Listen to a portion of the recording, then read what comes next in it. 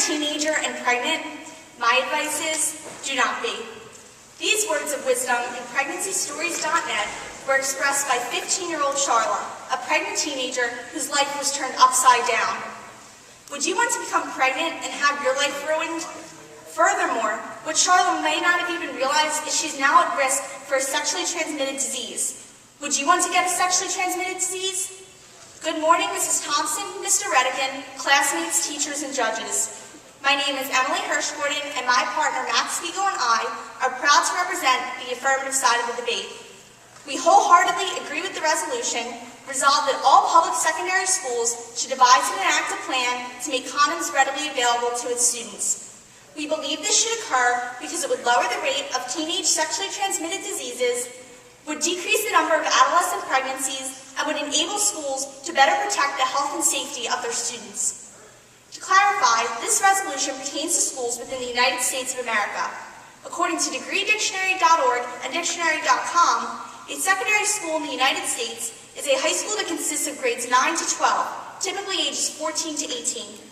According to the Free Dictionary, a condom is a flexible sheath of thin rubber or latex designed to cover part of the male genital area during sex for contraceptive purposes or as a means of preventing sexually transmitted diseases.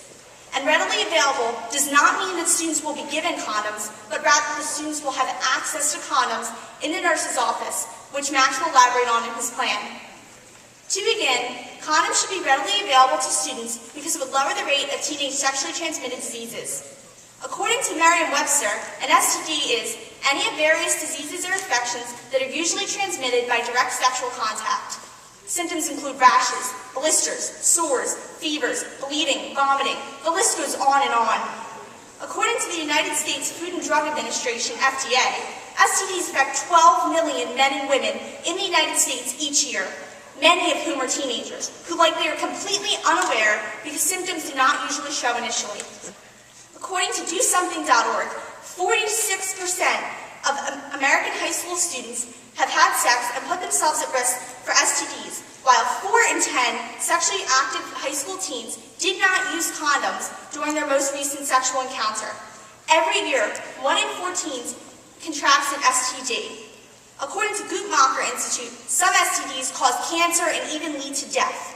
Now, I'm sure most of you sitting in the audience know at least one person between the ages of 14 and 18 who has had sex, maybe even you.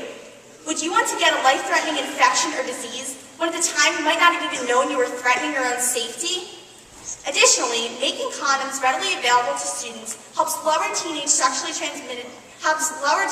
pregnancy rates. According to Advocates for Youth, AFY, Colorado.edu, Urban.org, and HealthCommunities.org, approximately 1 million teenagers in the United States become pregnant each year. That is entirely too many. An article from Advocates for Youth, written by psychotherapist Sue Alfred, points out how effective the use of condoms are, stating that there is only a 0.02% per condom pregnancy rate, which means only 1 unintended pregnancy out of 4,150 acts of sex. If every teen correctly used a condom, this would reduce the number of teen pregnancies from about 1 million to about only 240 unintended pregnancies. The AFY study also noted that even though condoms are not always correctly and consistently used, with typical use, 85% of teenagers will remain pregnancy-free as long as their male partner uses a condom. Finally, having condoms in secondary schools would enable schools to better protect the health and safety of their students. The status quo is clearly unacceptable. We cannot be satisfied with 1 million teenage pregnancies and rampant rates of teenage STDs. Society can and must do better, and schools are an integral part of society. Students spend a large amount of their waking hours during most of the year at school. It is indisputable that condoms are effective in reducing teenage pregnancies and STDs. Condoms must be made readily available, and that is most effectively done in schools. A May 2013 article from Chicago Now supports our plan that Max will later explain by saying, quote, teaching about condoms to students does not mean they are encouraging teens to have sex, rather they're encouraging them to be safe if they themselves decide to have sex. And isn't that a very high priority to schools, to keep their students safe? In conclusion, I, Emily Hirsch-Gordon, and my partner, Max Spiegel, represent the affirmative side of the debate and agree with the resolution resolved that all public secondary schools should devise and enact a plan to make condoms readily available to its students. We believe condoms should be available to students in schools because it lowers teenage sexually transmitted diseases, decreases the rate of high school pregnancies, and enables schools to better protect the health and safety of their students. Michael Nutter, mayor of Philadelphia, said in an interview in January 2013, after instituting a condom distribution program in Philadelphia schools, quote, "We need to make sure that students are engaged in safe sexual practices," end quote.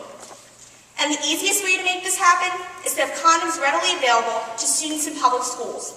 Please think of the safety of all of our students, your fellow classmates, friends, and even yourself, and vote affirmative. Thank you.